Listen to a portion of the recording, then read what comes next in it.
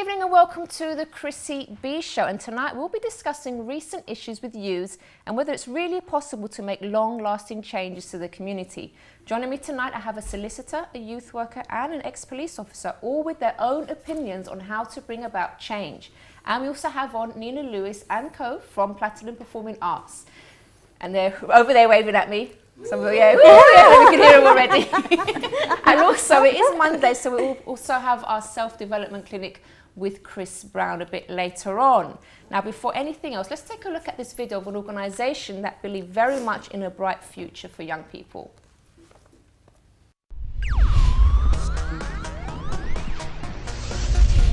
About a charity called Music for Children, where they train up young people with DJing and music production and basically give them a bit of inspiration and motivation. So we're going to go in and talk to some of the people who work here and who give the workshops. Let's go inside.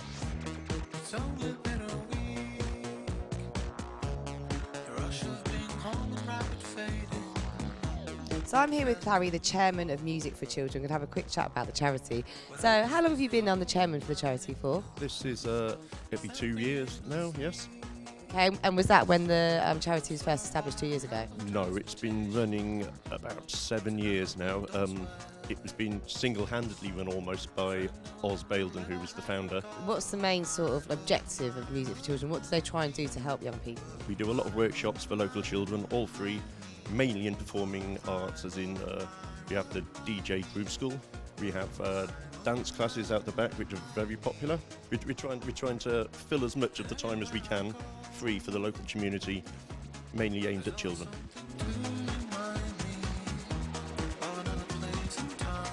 So Simon, I believe you're involved with fundraising and also training with the workshops with the young people? That's right, yes. Involved in Music for Children, have been probably for about 2 years now.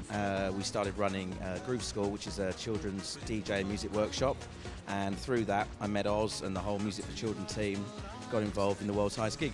For the month of May this year, we went to Nepal, Kathmandu, and then embarked on a sort of 2.5-week trek up to Mirror Peak Mountain, which is at 6,600 metres.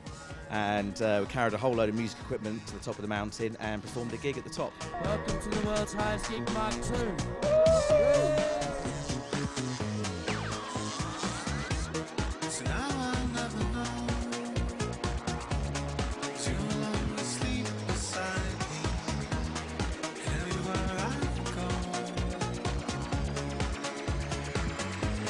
What sort of things do you show them?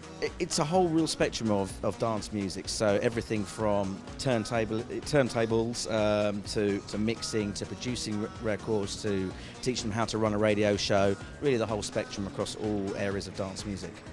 Okay, this is quite a quirky urban little area. You've got the right mix of stuff here. Where do you get all this stuff from? Most of the furniture's sort of recycled or donated, but we use local street artists to do all this stuff. Okay, so right now we are in the future studio, which doesn't exist yet. Absolutely, yeah. We're looking for funding, and we're going to turn this into a recording studio so that the Groove School guys upstairs that you met can come down here and do more music production. Hard to imagine it now, but this is going to be a state-of-the-art recording studio, I hope.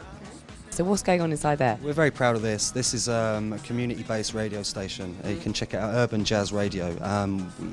Local people from the community come in, volunteer, we teach them how to be DJs. Anybody that wants to volunteer, they want to do a show, then we teach them how to do it. Paul gives them a little course on how all the equipment works, and he just lets them go with it. So you've shown us around and got quite an idea of what you need to do and what's been done. You've got loads of great stuff happening, but you do need some money, especially for this production studio over there. Always need money, always need money. The orphanage always needs money. The more money we get, the longer we can keep it open. Our website is www.musicforchildren.org. That's great. Thank you so much for talking to us today. That's okay, thanks very much for coming along. Okay, so let's introduce my first guest. That's Sharon Nayyar, Ela Bell and Julian Whiting. Hello. Hello. Welcome to the show. So can you tell us very briefly what each of you do? Okay, I'm a solicitor. I specialise in litigation and I'm working at Saracen Solicitors. Yeah. I also do community projects and I am involved in setting up the Enfield Debaters, which is trying to promote debates locally.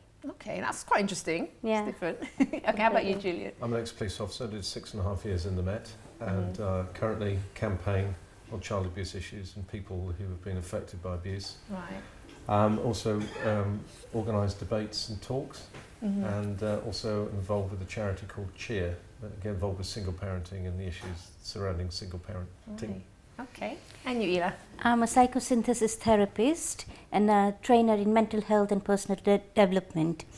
I, at the moment, am working with voluntary sector to set up peer support projects within mental health for adults and with domestic violence issues. Okay, now I know you all have very strong opinions about lots of different subjects, but tonight we're talking about young people, and it just seemed like it's all going wrong. Well, from what we see on the TV normally, not on this show because we'll show the positive stuff, but anyway, on like news and stuff like that, we see a lot of negative things, all these gang-related crimes and everything, and it's quite frightening for people, isn't it?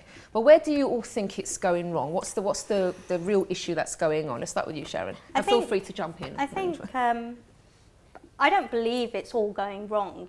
I think it's just a misconception within media, because it's better to have negative connotations to do with children, youngsters, gangs and things like that, because it sells newspapers. And it's more interesting to read, it is more interesting. Yeah.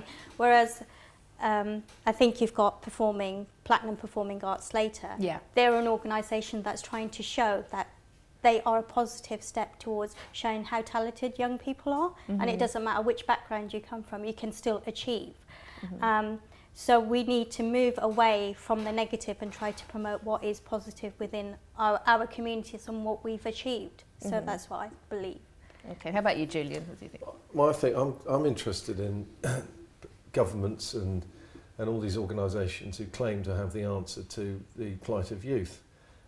You've got these situations. I'd like to check their agendas as well. I mean, is it a case of ticking boxes? We look good by doing this bit for the youth.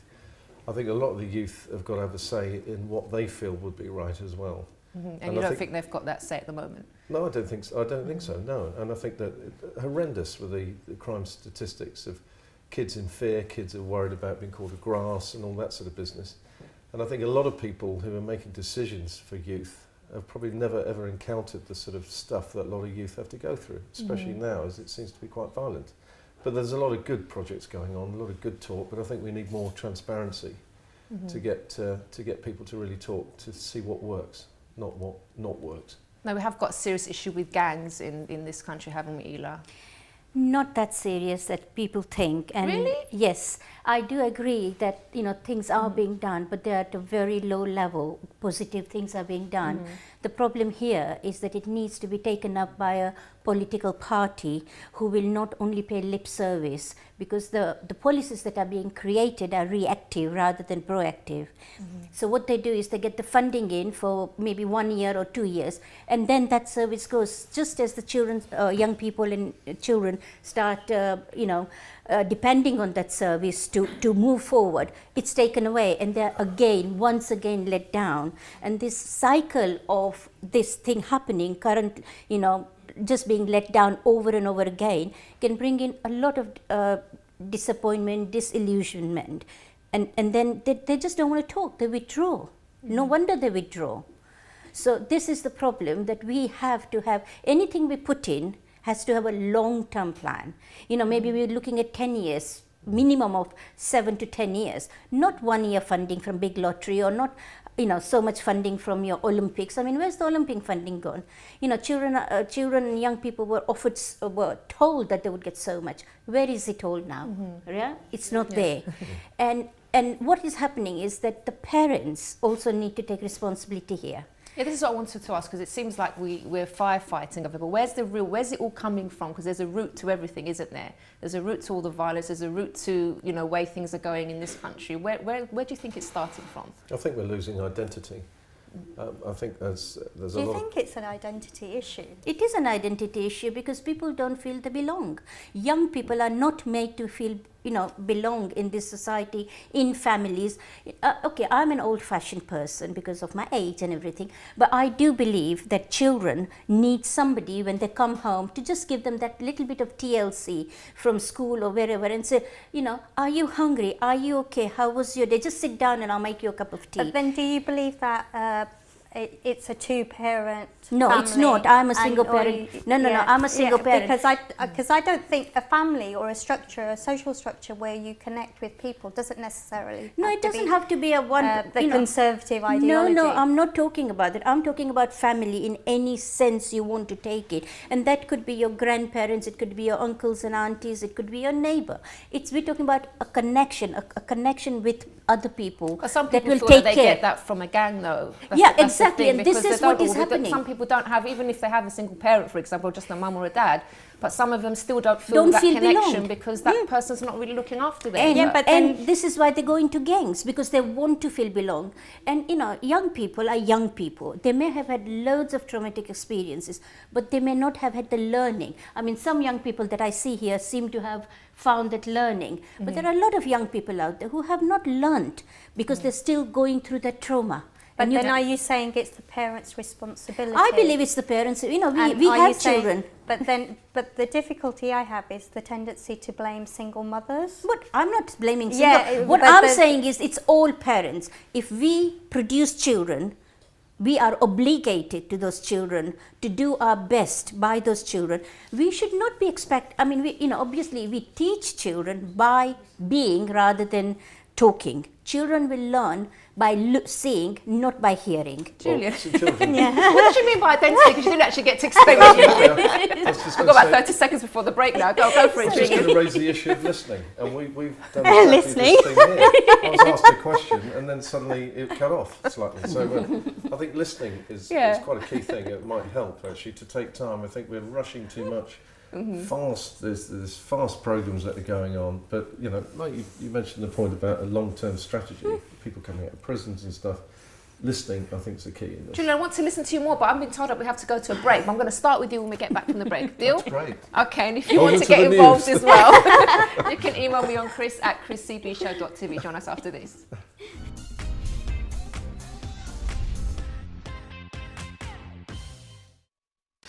Don't forget to subscribe to the Chrissy B Show, always aiming to show you the happier side of life. You can find us on YouTube, Facebook and Twitter.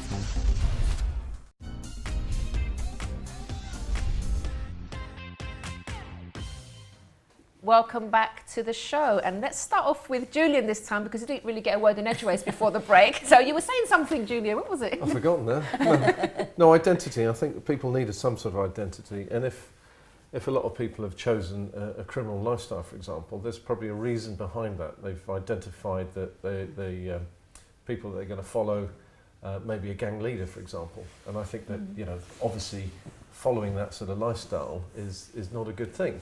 But unfortunately, there aren't too many role models around, maybe, for a lot of these guys and ladies who get involved with crime.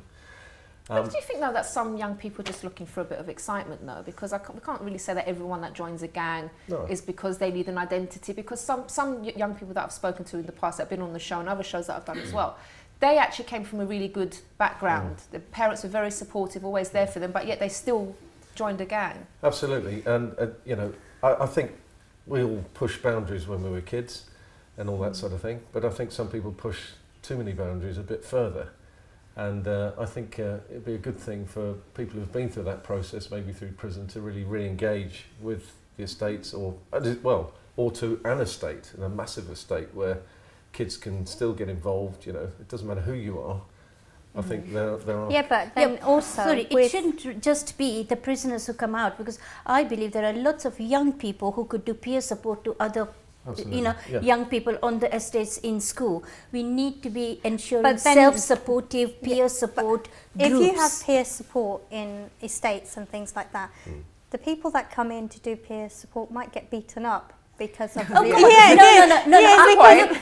a valid point. I worked in this sector, supporting people's sector with varied client groups, vulnerable client groups. I've never ever had a bad experience from a young person. If you are respectful to them, they will be respectful to you. It's about, nobody can command respect. You have to merit it. And the way we go on, especially older people like, in the 60s like me, and, they go on about the buses. Of course, kids have extra energy. young people have extra energy. They are growing up. They're full of energy. They're going to make a bit of noise. They're going to push people around in fun. Because the thing is, in British culture and British society, throughout the decades, there have been gangs, and they've just been. When it started with the Beatles. Let's start with the MP. MPs are a gang. Okay, what is a gang? What is a gang? It's a group of people who obviously like to see others, and they mirror certain behaviours. They feel comfortable in that. Belong. They want to belong and they form a group. But also you need some troubleshooters to actually check out the group, and this is the problem where a lot of people have become violent, who are very nasty, and sort of go around commit.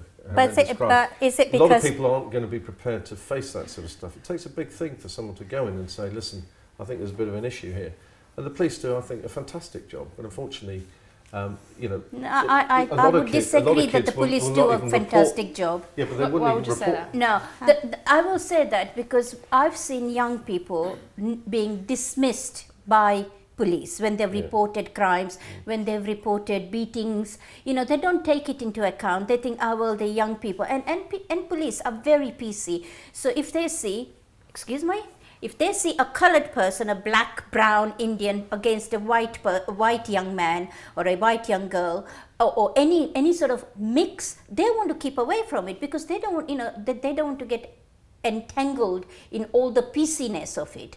So I believe that we have. I don't think it is a very strong opinion. I don't think. Yeah.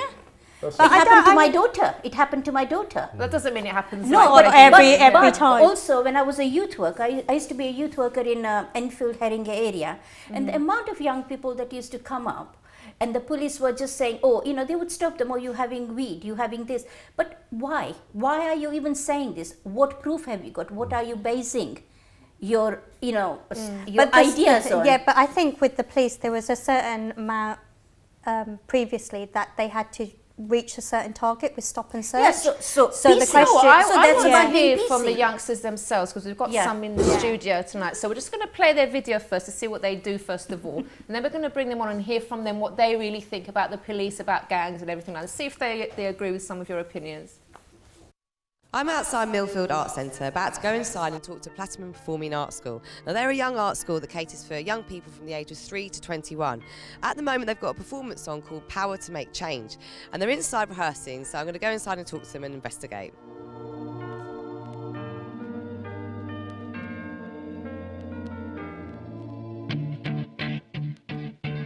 Look, if you had one shot, one opportunity to seize everything you ever wanted in one moment, did you capture it?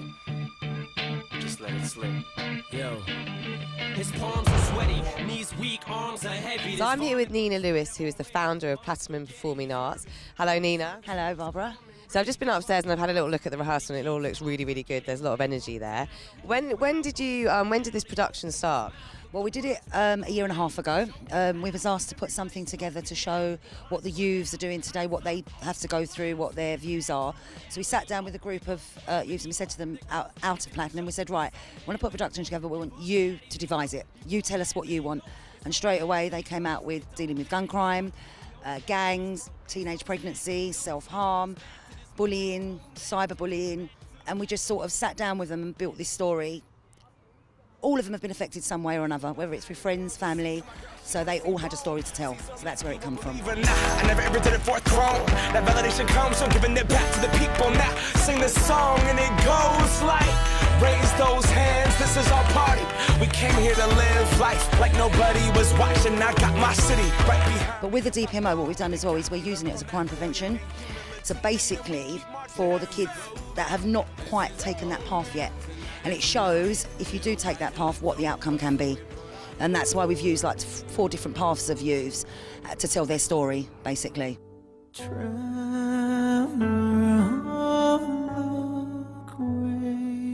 Everyone goes through different experiences, and I know a lot of my friends, what they do nowadays, all they do is they're on the streets, they're doing nothing, there's nothing that they can really do. They don't listen to their mums or their dads or the teachers, they don't listen to them all. So I think coming from like a young audience like us and telling the young audience, then I think it's not so, oh, I'm not going to listen to them because they're older than me, they're only doing it because they don't like me. We're on the same level. Yeah, we're talking to the same level. We know what it's like. For every time you fall apart, there'll be a soul to guide your journey. But if you choose to turn away, there in the mirror you'll see my face.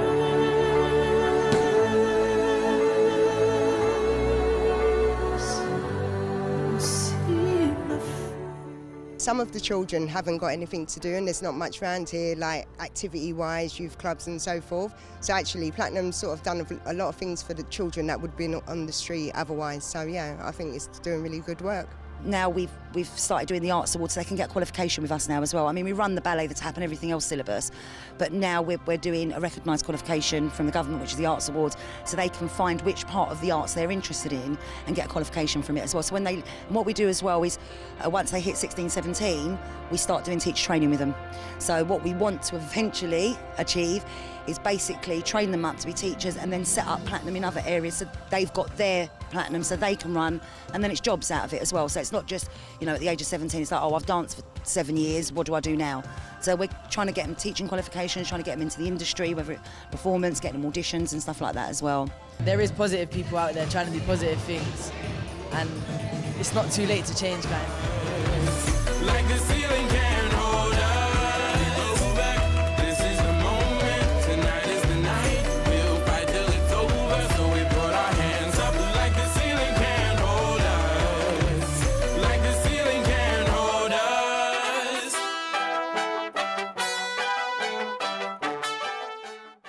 I'm very glad I went down to go and see that rehearsal. Everyone seems very excited. There's lots of talent in there, and I'm really looking forward to going and seeing the performance in a couple of months.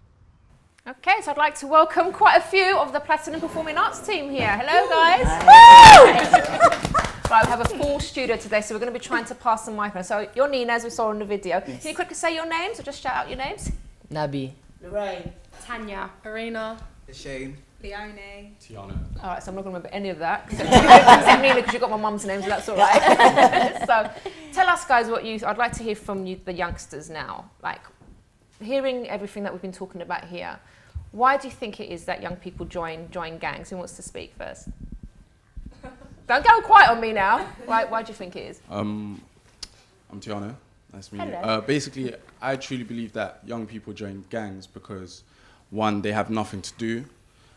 Two, it's the people that they hang around with. Obviously, they're always on the streets. They're not really putting their energy or anything that they've been taught to good use. So therefore, when they're on the streets and they're not doing nothing, they're with people that are influenced into maybe drugs, going out clubbing all the time, and then you get them, you know, getting into fights, getting into arguments with other people that they see on the streets, not really doing anything beneficial with their time. So.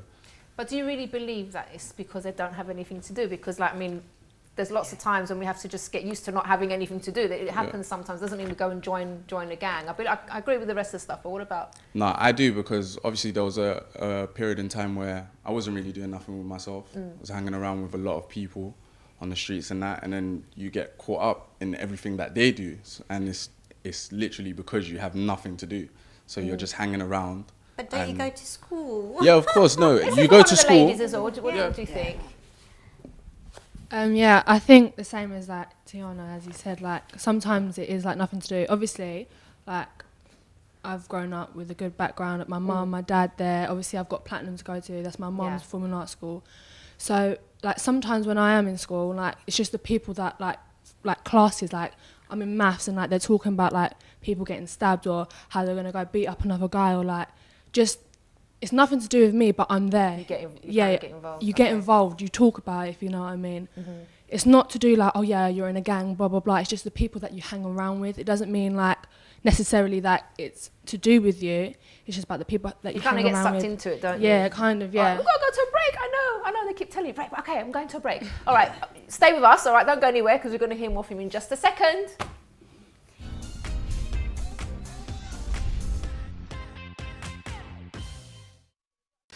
Don't forget to subscribe to the Chrissy B Show, always aiming to show you the happier side of life.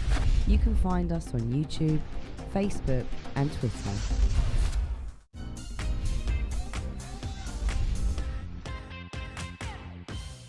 Welcome back to the show. Lorraine, you've got an opinion for us, haven't you, about the police? Tell us. Yeah, years ago, I think when you were a youngster, you were actually afraid of the police. You're actually afraid of your parents, you're actually afraid of teachers in your school. All the fear have gone. You've got no fear whatsoever. Why do you think that is, though?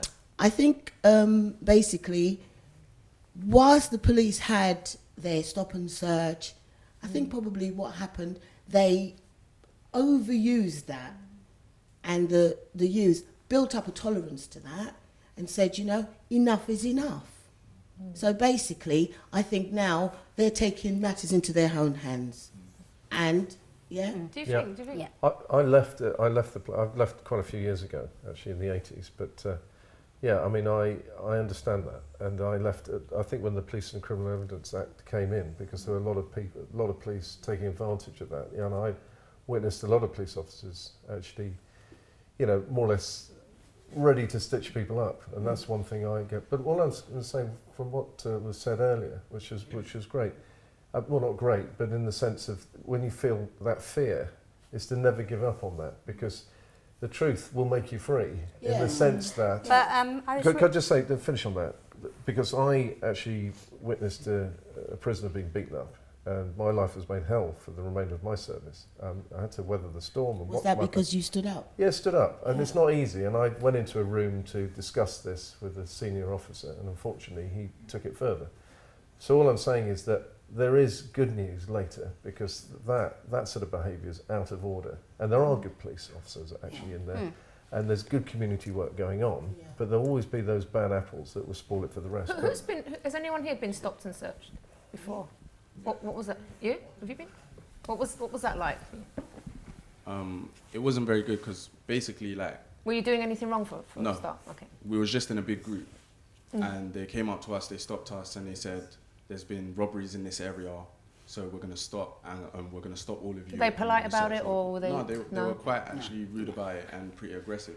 And it was because we was in a big group, and because they look at us as young people who wear our trousers quite low, and we might have a certain, how can I say, dress code about us, and straight away they stereotype us, and we didn't actually do anything. You want to say something? I think it's mainly the negativity in the police kind of coming up to people in the way they do. It's not in a nice way. They don't approach people in a nice manner. How do you think they should approach them?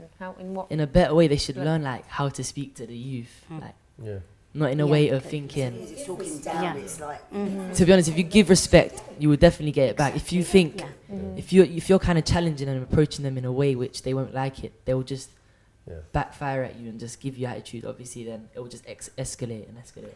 I remember years ago, there was a bunch of black guys coming towards me in Richmond, and I went right through the middle, and there's a lot of this, and a lot of movement, you know what I mean? And you're thinking, hang on, what part of the training do I push in here? A bit of please and thank you. A bit of please and thank you would go a long way. Just quickly, what was interesting, I just thought, I said, sorry, who was that? Who's got an issue? He said, well, you're all like that, aren't you? You know what I'm saying, and all this. So I said, yeah, I'm the worst policeman in the. I'm surprised I haven't truncheoned you by now and stuff.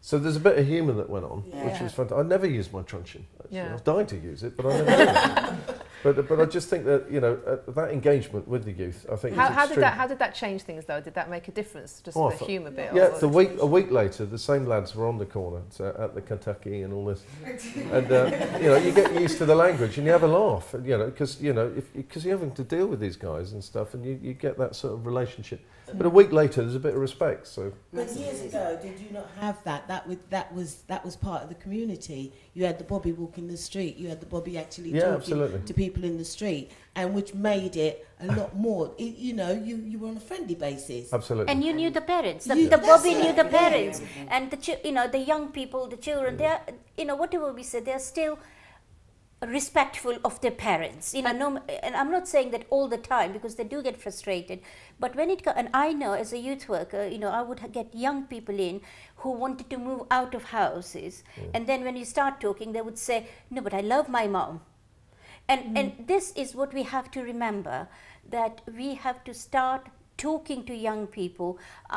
The amount of times I've been on estates and I've said to young people, look, do you mind moving on? You know, because if somebody calls a cop, you'll get a criminal evidence. I've had knives pulled on me by a 12-year-old back in 80s. You know, and the thing is, I used to be a play leader then.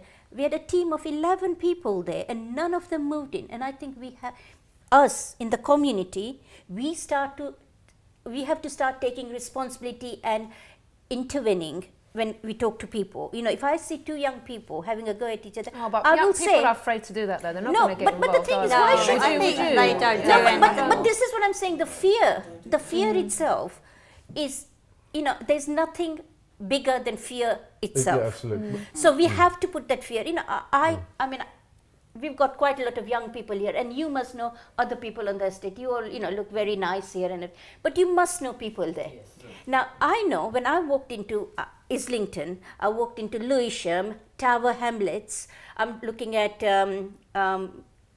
Hackney area, all those. I have said to people, and I've said to young people, just you know, move on. There's a park there. Go and do something in the park. Don't stay in my housing, because I used to be housing manager. And they would move on. They would move on. It's not that it's easy. not that easy now. It's completely changed because you need to spend time on it. You can't just say it like with a couple words. You need to like they work actually on it. listen. But you have to With a actually couple know of the words, it's not kids. really changed. Moving them along. It's the whole thing of... No, I agree with you. I agree with you. It's, you know, they're standing on the street and you move them to the park, and someone else will ring and say they're hanging in the park. We've got groups of guys that come to the dance studio. It could be Nabby, it could be T, it could be my dance teachers. A group of 15, 20 boys walking to a dance class. If you're walking past, you'll see someone cross the road. They come into a dance class. They come into a performance. They could be coming to a performance. It is. But that's what I'm and saying. And straight away, when you see a big group of people, you just think negative straight away. That's it. You don't always think negative. But hold on. But if they were a group of boys who had suits and ties on, it would be all right. We were talking about that in the first time. Don't you think media has a role to play in this? Because I think media actually, you know, does make out the young people to be very negative. When you look on the television and anything, it's always the bad stories that are being portrayed. That's what we're trying to do. And we have to. This is why we have this show, so we can show the positive side of things. You never actually see the positive. The press will come down and film the bad things. Exactly. They will report the bad things. But all the things like, say, for instance, what Platinum are doing, that's the sort of thing that they should be showing. What can we do though? Because we know that the media is always going to do the negative, right? They're always going to show the thing, because that's what sells. Well, let's face it. No, we have to change sells more than. What can we do? What do you think we could do? That's why we've done something like Show Power to Make the Change, to try and show. What they do is they try and butter up everything and not show it as it is, and it's like, yes, we're doing this, we're doing that. As you said before, for a year, we've had children funded from the council for a year. They say, we've got a child from the social service, we want you to take them on so they can come with you, give them something to do. And then 12 months later, they say, we can't pay for that child anymore. Well, that child came to us, wasn't talking, head down on the floor. Now they're up performing, coming in every day, on time, and then you're going to pull it from them. I think it's an education But thing, that's right? what Ela was saying. No, she's right on that. It was definitely right. It's the funding is there for a certain period of time, and then when you actually start getting through to the children to that's the point. As soon as you start to that point, build their confidence, their self-esteem, they see the alternative, and you say, no, you can't go there you anymore. can't go there anymore. And disappointment again. I think people need to be educated in what actually goes on. So as far as the police and people who get involved with the police or youth or whatever, they know what goes on. The courts know what goes on. And sadly, certainly from my experience from the past and looking at the police sadly haven't got that space to say it as it is, because they'll either be called racist or 100%, 100% over the top and stuff. And equally, I think the police should understand the youth clubs more. I'm sure there's a lot of work still going on, and they go and play football. There's a lot of stuff that the police do. I know very clearly about giving evidence to coroner's courts and people that are the last part of their life and stuff.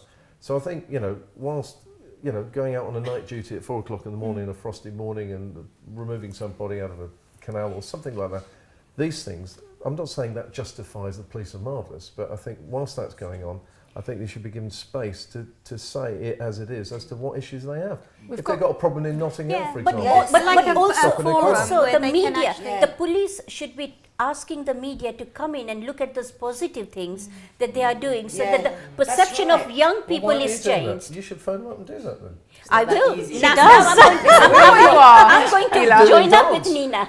I'm going to Dance join your up. way into the police station. So what I'm trying to say is that the media has a lot to answer for. Absolutely. And the, Chris, it's all your fault. and the government, because what government is, especially at the moment, doing with the policies, they're dividing the different sectors of society. So they're saying, oh, you know, we've got to do this for children, so we take it away from this section, and that is how they're dividing and ruling us. Do you know what? Just we've got 1 minute left. We've got 1 minute. I'd just like to ask something about the parents as well here, because where are they in all of this? Now, do you think kids have lost respect for parents now? As I'll just find a few final points. I'd like to hear from the youngsters. Some people haven't got parents. That's the problem. You wanted to say, I think...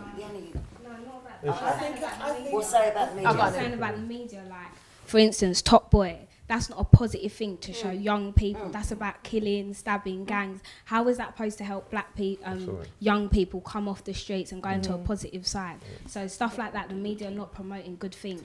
DPMO, we could promote that as a good thing to stop, a positive thing to stop gangs and to stop violence and all that. But the media like just showing... the media doing documentaries on all these things. Do you want to take the mic? You know, the media doing documentaries. Do documentaries on what the kids are doing, what positive things they're doing. They're building up programs to try and prevent what's going on out there. But none of that is being told. The story's not being told. We've run out of time. We could go on for the whole evening, but there's another show after this, and I'm going to get into trouble if we don't go to a break, because we've also got Chris Browne waiting to speak as well. Chris, are you right over there? Yeah, you're right. Guys, thank you so very, very much for all your opinions. Great what you're doing as well, guys. Carry on with the good work. It's brilliant. Thank you so much. No. Yeah, definitely. Come watch the show. Enfield. All right, so we're going to go to a quick break, and we have our self-development clinic with Chris Browne after this.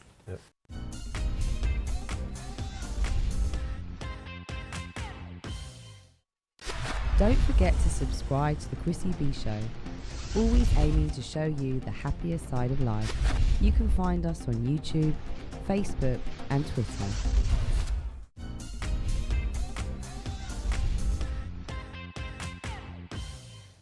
Welcome back, and I'm now joined by Chris Browne in our self-development clinic. Hello, Chris. Hi, Chrissy. How are you? We always get at it. How are you? Yeah, I'm good. How are you? I'm fine. I'm even better after Feels a bit watching. lonely in here, doesn't it, all of a sudden? They've all just got all that energy. They're still over there, actually, but, you know, I'm glad they haven't gone yet. You know, I thought it was really brilliant. You know, I met them outside, a great bunch, you know. I was listening to the debate while I was sitting over there, and you know something? What? I came in today with about life directions. Right? It kind of tails off from that, but we're talking about adults as well as youths, but this was particularly geared because we was doing mainly a youth program, right? Yeah. Now, talking about life direction, there's something that came up, and I remember it was Julian who mentioned something as well about role models and why people have gone in different directions. There was part of what they were saying, I was with it and saying, yeah, and then I was over there thinking, no, but that's not so, yeah, that's so, and I thought, hang on, let's pull back a bit. Let's deliver on this instead. I was going to jump in there. So I was thinking about the whole idea of role models. Yeah.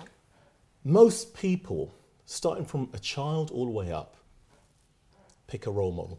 From day one, from the minute they arrive, they pick a role model and they follow. Now, the thing about it is, it's not so much about the role model, it's what role model do you actually pick?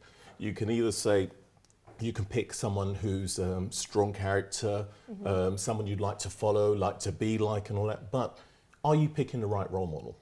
And it starts from parents as well, because the parents are your role models, whether it be the father or the mother. You know, whether the father or mother is not there, you still kind of climatize to an area where you think, I want to go in this direction, and you emulate them. You either dress the same way, you talk the same way, you do things, you model them. So we've got to be aware of what we actually follow in that sense. It's good to have a role model, and it's good for somebody to be a mentor as well. To have the right role models is the case. So choosing a role model is good. It's good.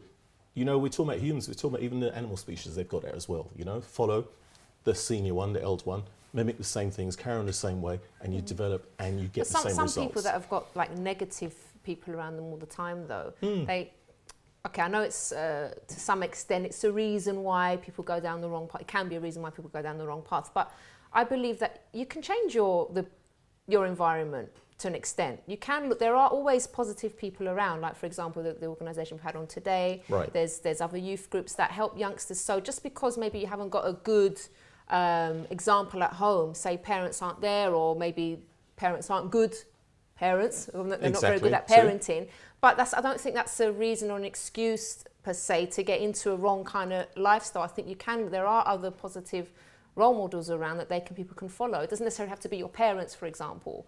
No, it doesn't have to be a gang. You don't have to get into a gang. I don't believe everyone needs to be in a gang to get that, to fit in with someone, because there are other people that aren't in gangs that are doing really well, but people seem to go down the wrong road. They go down the wrong road, and back to the same thing of media as well, what it perpetrates and says this is what it is. I mean, let's look at, there's all different various types of music at the end of the day, but you can project something that's good that people are going to go for, or you project something that's quite negative. They think, well, this is the only way out, right? Personally, I'm tired of somebody actually saying all the time, well, and this is no discredit to sports, like some boxers say, oh, that's the only way, otherwise this is what would happen to me. No, that's not what would happen to you. That was a choice, a role model. You wanted to get into that field and you got into that field. If you didn't, you'd have probably followed something else. It doesn't mean you'd be locked up or whatever at the end of the day, right? It's about choices. It's about choice and making the right choice as well. Now, in making those right choices, the next step I'm going to talk about is what I usually talk about, is the goals.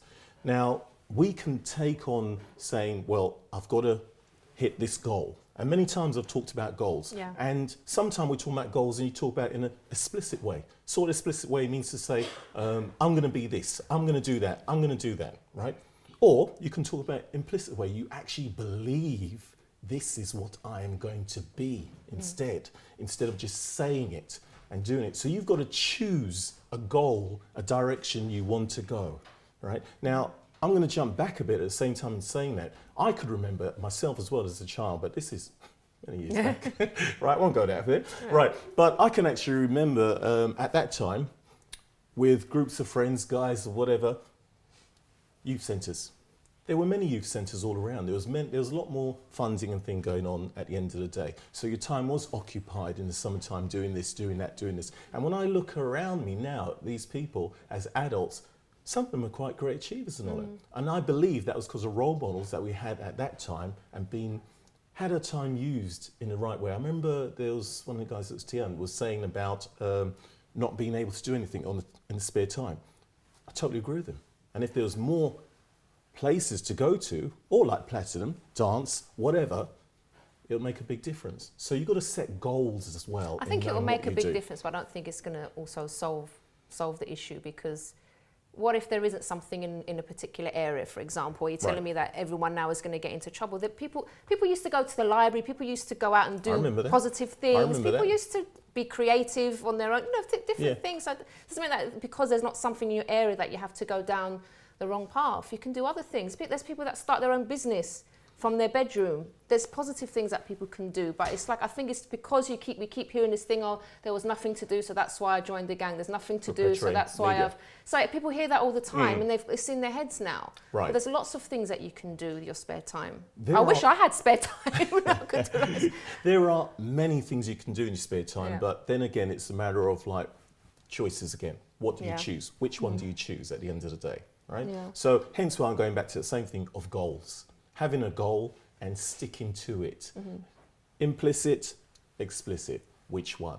You know, you've got to be really real about it. Now let's talk about, even when you start a goal, you go on a journey. If you're going to take a journey, you need to pack your bag, right? So you need to pack your bag. So I'm going to mention before, you pack your bag with things that you need for the journey where you're going. You don't pack your bag with excess luggage so you can pay more and drag it around behind you and say, oh, I have to bring this. Some of us do, right? Have to bring this, have to bring that. Now let's talk about that in the way of the goals that we want to reach. The information is what you need to acquire along the way. So you've got to choose the sort of information, the sort of role models, the sort of things you need to do to pack in that bag to take you on the journey that you need to go to hit that goal at the end of the day. Otherwise, it just doesn't make sense. And we're on that journey at the moment.